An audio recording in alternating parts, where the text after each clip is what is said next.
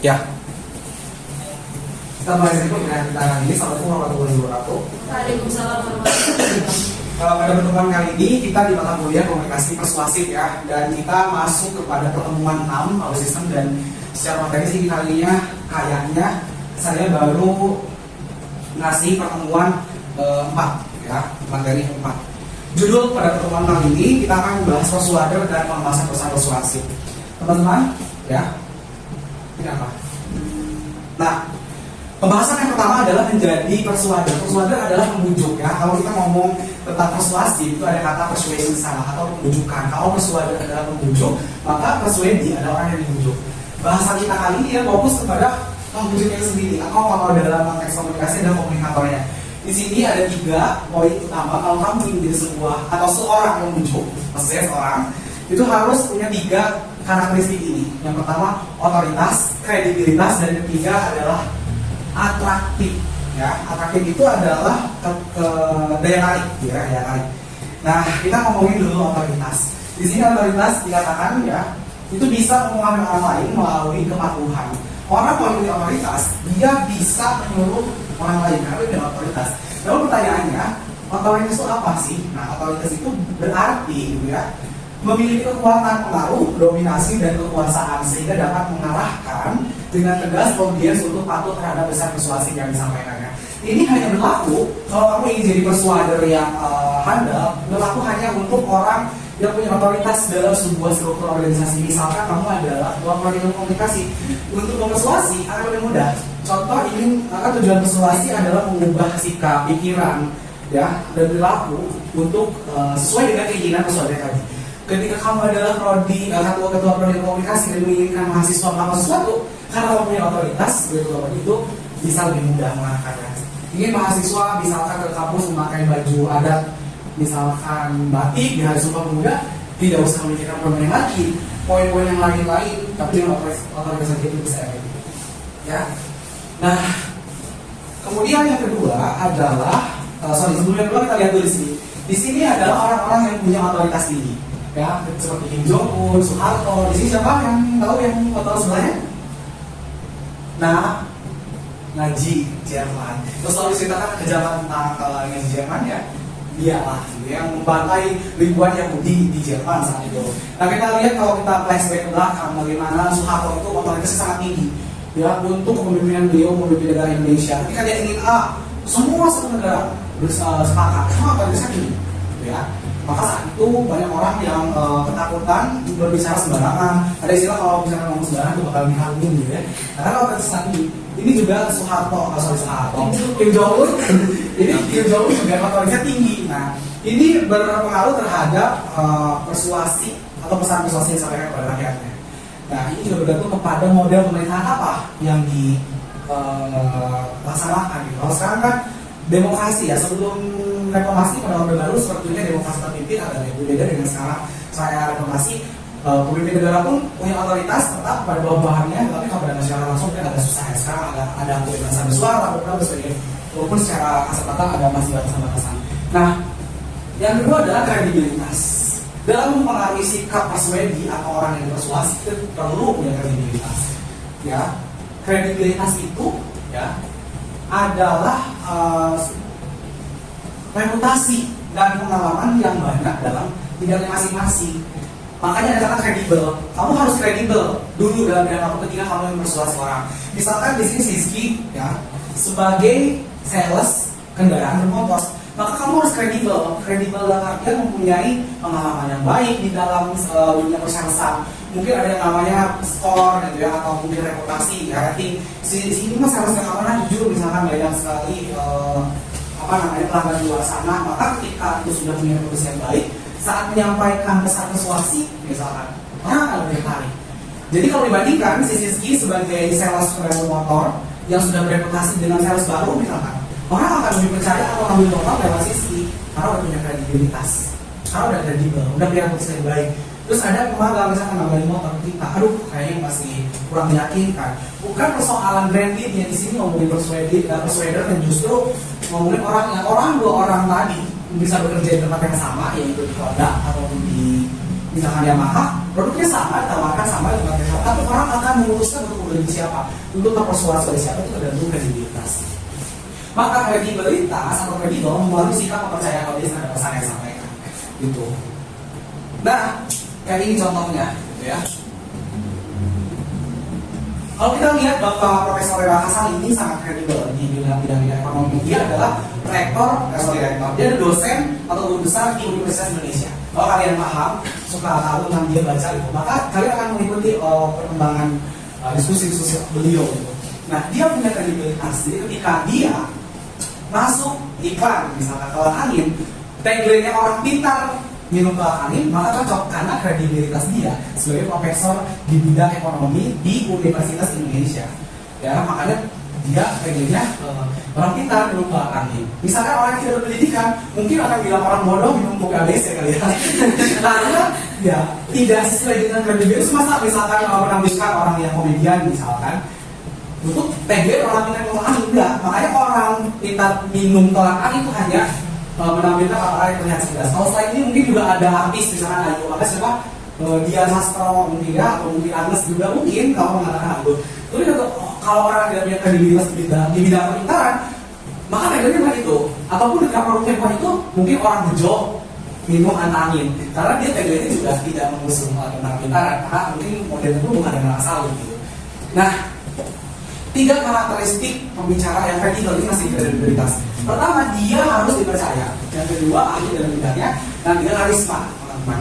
Kalau kita ngomongin dipercaya, pembicara itu, gitu ya, harus punya pengalaman yang tinggi. Tadi balik lagi, kalau dia tidak punya pengalaman dalam bidangnya, maka dia akan tidak dapat kepercayaan. Nah, kita dapat mempercayai orang lain itu karena berbagai alasan. Salah satunya dia sudah punya pengalaman yang bagus di bidang itu. Di masa lalu tentunya. Kalau misalkan kita dengar orang misalkan yang sedang berpidato, misalkan sedang melakukan persuasi tentang bahaya narkoba, tapi dia adalah orang yang takut penjara narkoba, misalkan Jeremy Nicole. Tapi gak apa-apa, yang penting ganteng juga. Nah, itu kredibilitasnya mungkin akan sedikit kurang di poin saat mempersuasi untuk berhenti mengkonsumsi narkoba. Tapi ketika misalkan yang berbicara untuk jangan mengkonsumsi narkoba, seorang ustad mungkin ya, yang kredibilitasnya mungkin dia tidak pernah pakai narkoba, udah gitu ya kan, masyarakat tuh selalu mengatakan dengan stigma tertentu, atau mungkin orang lebih percaya. Atau selebriti seperti Dude Herlino mungkin yang mensosialisasikan tentang bahaya narkoba, kredibilitasnya dia tinggi, tidak pernah ada masa lalu dengan narkoba, maka masyarakat atau audiens akan lebih terpersuasi ya. Nah, kemudian ya orang-orang pandangan di sekitar juga berpengaruh. Apakah dia percaya atau tidak? Kita akan mendengarkan, bagaimana sih dia gitu ya. Ini juga berlaku untuk menanyakan orang-orang sekitar, orang yang sedang mempersuasi kita akan melihat tanggapan orang-orang sekitar. Dan kemudian yang kedua, harus ahli di bidangnya, expertise gitu ya. Dia harus punya keahlian. Ya, tadi yang pertama apa? Dipercaya, kedua punya keahlian. Tentu keahliannya pun harus tinggi. Ya, kalau saya ngomongin tentang komunikasi, tentang pentingnya komunikasi keluarga, itu harus punya bidang keahlian di sana, harus seorang mungkin peneliti, dosen atau praktisi di bidang komunikasi. Tetapi ketika saya dosen komunikasi, ya saya mensosialisasikan misalkan tentang pentingnya untuk menjaga alat reproduksi di masa remaja, kurang cocok karena saya bukan dosen biologi. Maka di situ harus ada expertise khusus, keahlian tertentu di bidangnya, teman-teman. Ya, yang terakhir, agar terlihat kredibel, orang harus punya karisma. Kita lihat ya, setiap presiden itu pasti ada karismanya masing-masing. That's why mungkin akan lebih terlihat kredibel kalau karismanya lebih baik. Kita kalau melihat secara flashback ke belakang Bapak SBY, ya tanpa mengurangi rasa hormat untuk membandingkan dengan presiden yang lain, Pak SBY cukup baik karismanya. Dia ada berpidato santai, tenang, kalem gitu ya. Terlepas dari kebijakan-kebijakan yang berhasil di pemerintahan beliau, tapi itu konteksnya pas saat dia pidato saja. Nah, karena punya karisma yang baik, maka akan lebih efektif saat menyampaikan pesan persuasif di masyarakat. Dan selain Bapak SBY juga ada Bapak Soekarno ya. Kalau dia tidak punya karisma, dia tidak mungkin bisa menggerakkan seluruh bangsa Indonesia untuk mencapai kemerdekaan. Maka pidato-pidatonya pun itu pidato-pidato yang menggugah, karena dia punya karisma dan orang berhasil tergugah seperti itu. Nah, dulu ya, goodwill, ya, goodwill dan safe caring. Nah, apa itu? Nah, kita baca dulu. Komunikator yang menampilkan goodwill biasanya menunjukkan bahwa mereka memiliki minat terhadap masalah dari audiensnya, menunjukkan pemahaman untuk solusi terhadap masalah dari audiens mereka.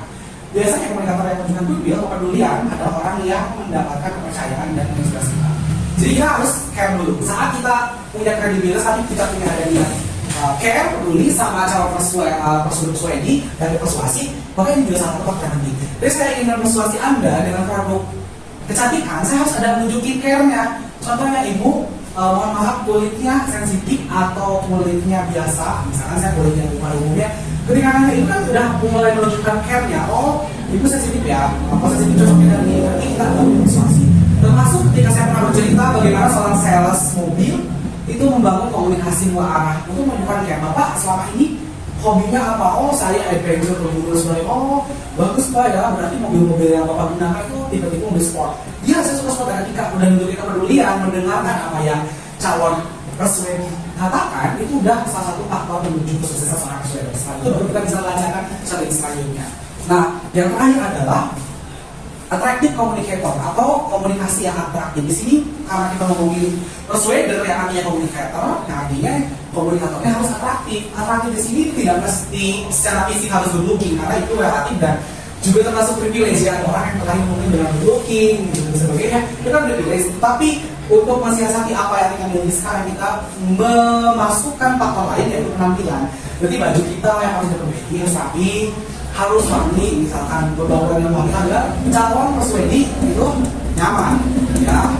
Ketertarikan fisik itu nomor satu memang, tetapi ini bukan hal penting. Kalau kita punya privilege cantik atau bagus, tapi kalau tidak maka kita harus disukai oleh faktor yang lain, mungkin keramahan kita, cara kita menyampaikan pesan dan sebagainya. Dan ketiga adalah persamaan dengan audiens. Jadi yang menarik ini dikatakan bukan hanya fisiknya ataupun juga bukan hanya sesuai, tapi ada kesamaan makna. Maksudnya ada istilah kalau kita ingin berkomunikasi langsung dengan seseorang, maka carilah kesamaan. Maka kalau topik bersama nyambung.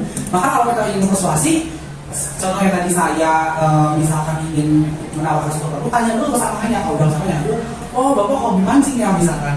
Ya pak, mancing di mana? Obrolin dulu, nggak apa-apa keluar konteks dulu. Setelah itu nanti kita sambungkan dari dulu kita. Tapi cari kesamaan itu akan lebih membuat nyaman. Oh dianggap komunikator yang menarik kalau bisa cari kesamaan itu. Gitu. Kalau menurut materi ini. Nah, kita ngomongin strategi persuader. Strategi persuader atau pemahaman audiens. Nah, sebagai seorang persuader penting sekali dalam pemahaman audiens. Kita harus punya strategi benar. Strateginya apa saja ya? Yang pertama pemahaman audiens ini dibagi lagi. Yang pertama demografi, dua geografi, psikografis dan behavioristik.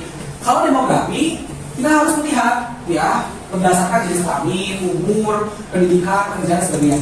Kalau kita sebagai persuader menghadapi konteks demografi justru harus menyesuaikan. Kalau audiens kita adalah anak muda, maka bahasa persuasi pun harus sesuai dengan anak muda.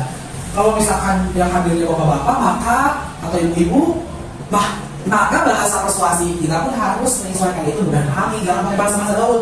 Soal persuasi bapak-bapak ibu-ibu, misalkan pakai bahasa dasar, which is literally kali ini misalnya kita akan susah masuk, maka ini tidak efektif. Maka pertimbangan demografi. Jadi demografi itu kalau dijelasin yang berkaitan dengan umur, jenis kelamin, pendidikan, gitu ya, pendapatan sebagainya. Kalau kita sosialisasi, misalkan pas jadi mahasiswa KKN nanti masyarakat, udah tahu di sana kan masyarakat kebanyakan pendidikan udah tingkat mungkin SMP ke bawah, lagi ibu-ibu dan nenek itu mungkin SD. Maka bahasa kita jangan terlalu sulit ingin jelaskan sesuatu sosialisasi itu. Ya, kecuali sosialisasinya di konteks akademis baru. Yang kedua geografi. Kita lihat wilayah gitu ya, di pegunungan, pelosok, apakah di perkotaan gitu ya. Kalau kita misalkan orang-orang yang dipersuasi kita di perkotaan misalkan, maka bahasa kita tuh harus bahasa perkotaan, bahasa Indonesia. Tapi ketika mempersuasi, selling produk misalkan di desa pelosok, di Lindung, di Loya, maka bahasa Sunda di sini nanti ya. Nah, psikografis gitu ya, gaya hidup, ciri pribadi itu dia harus menyesuaikan. Kelas sosialnya seperti apa? Oh, kelas sosial biasa, berjuis atau apapun kita harus menyesuaikan. Oh, mau ketemu dengan klien VIP, maka harus datang dengan mobil, dengan jas. Kalau pinjam dulu, apa namanya sales itu biar sellingnya sukses, mau jual properti misalkan ya bawa mobil kantor. Misalkan kalau kalian datang mau meeting dengan orang penting sampai VIP, datang pakai beca atau pakai motor, pakai sandal itu juga akan mengalami hasil persuasinya. Dan behavioristik. Nah, ini ngomongin sikap, pandangan, penggunaan atau tanggapan mereka tertentu. Ini sudah dibahas beberapa kali tentang sikap, keyakinan, ya, dan perilaku di sekitar sebelumnya. Nah, kemudian ada fear and feels, ya. Fear and feels itu adalah bagaimana kita teori yang menjelaskan bagaimana ya pesan persuasif bisa nunjukin ketertarikan. Ya. Peer itu kita ulangi, baca teori yang menjelaskan bahwa dalam pesan persuasif dapat menunjukkan sesuatu visual atau pesan yang sifatnya mengancam atau memberikan pesan atau peer itu kan takut ya, faktor, ada acara-acara yang melakukan menyeramkan gitu ya. Maka kita harus melakukan ini strategi selanjutnya. Tadi strategi pertama, kedua, kalau persuasi berhasil, kita lakukan contoh ini. Kalau kalian terlalu banyak makan ini, gitu ya, instan itu akan membuat lambung kalian bermasalah. Karena itu mengandung apa? Atau mengandung misalkan terlalu banyak karbohidrat. Maka kita tawarkan mie yang lebih natural, itu mie hijau itu sih. Setelah lakukan, jadi ada solusi.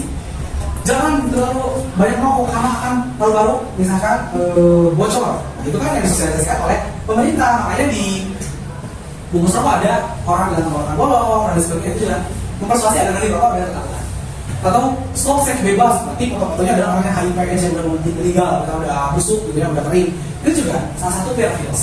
Nah, next, ada tingkatan sih, ada yang rendah dengan animasi, ya, cuman dengan gambar-gambar kartun gitu, biar pesan persuasi itu yang rendah. Kalau misalnya yang sedang dengan gambar-gambar yang asli, kalau yang tinggi itu dengan contoh yang parah banget tunjukin orang yang kanker yang udah busuk, misalnya atau yang udah sekarat, itu yang tinggi kita punya. Itu tingkatannya sih. Yang berapa sekarang? 12 mas. Nah ini cuma persuasi yang bisa bikin sedang ya. Ini tuh kanker muncul di kanker rokok. Maka ketika kita melihat kayak gini, pesan persuasi adalah setiap 15 waktu yang kamu bisa menyebabkan mutasi yang bisa menyebabkan kanker. Nah sisi ini kurang takut, tapi fotonya makanya harus di yang level tinggi, yaitu nanti ada bapak-bapak yang tenggorokannya bolong misalkan, bener-bener di WhatsApp ininya dan sebagainya. Itu kayak gitu ya. Kalau strategi yang selanjutnya yaitu follow her filosofi. Yaitu maksudnya kita mengikuti apa yang orang inginkan gitu ya. Nah, banyak persuasi atau teknik marketing yang mengikuti target pasar. Dan dia sukanya apa, nonton apa, baca apa, satu saya kayak dengan apa, belajarnya apa aja. Nah, ini berlaku kalau kita punya sebuah database. Contohnya apa, teman-teman? Kalau kalian pernah buka Facebook atau media sosial lain, tiba-tiba muncul rekomendasi barang banyak yang sebenarnya kok bisa gitu. Pernah nggak sih? Kayak muncul apa yang kita lagi bahas atau yang pernah kita cari gitu ya di Shopee, tiba-tiba muncul iklan di YouTube. Nah itu juga salah satu follow her filosofi. Nah itu dengan teknik yang lebih dalam lagi sebenarnya itu kalau diaplikasikan di teknologi. Sebenarnya dalam penggunaan itu bisa. Kita ngikutin orang kemana arahnya dulu. Mau kita punya produk yang sesuai dengan filosofi dia, tentang apa aja yang dia gunakan, maka kita bisa tawarkan. Gitu. Nah ini 6 prinsip persuasi ya, dari sobat. Pertama, reciprocation. Reciprocation itu adalah komunikasi persuasif yang kita sampaikan dapat memberikan nilai tukar lebih untuk barang yang Anda ingin tawarkan. Posisikan diri Anda sebagai customer dan ajukan saya kepada diri Anda. Hal apa yang ingin Anda kasih? Anda mau melakukan kuliah yang kayak di sini. Ini namanya reciprocation itu kayak kamu dengan harga segini bisa ini kan nilai tambah nilai lebih. Ya, saya pernah cerita dengan harga sekian itu bisa dapat fasilitas setara dengan mobil HRV. Maka hadirkanlah Hyundai Creta. Hyundai Creta dengan harga lebih rendah dari HRV, tetapi fasilitas yang ada di mobil tersebut sama dengan mobil HRV. Ini contohnya reciprocation. Kalau ini kan gambarnya ini kalau ada beli ini di harga segini dapat ini, ya, nilai tambah, nilai tambah lebih. Tapi kalau beli 2 juta sekian dapat potongan harga 50% buat ini dan baju ini. Kayak gitu ada contoh itu juga bisa buat persuasi. Social proof itu harus ada pembuktian teman-teman. Jadi kalau teman-teman agar yang dipersuasi atau persuadi orang yang persuasi itu percaya, harus ada social proof. Ibu kalau tidak percaya ya kalau saya kasih kamu biasanya gini. Terus ibu DRT itu Bu Wiwi terus mari saya pesok habis sampai tahu sudah begini pasti saya. Nah itu social proof. Tapi kalau udah zamannya sekarang di marketplace, social proofnya adalah rating. Jadi kalau teman-teman mau beli Shopee, kalau ratingnya 4,7 jadi beli nggak? Tidak rata-rata. Kalau 4,8 masih bisa ya beli. Kalau 4,9 beli nih, bahan bagus. Apalagi harganya kan gini misalnya.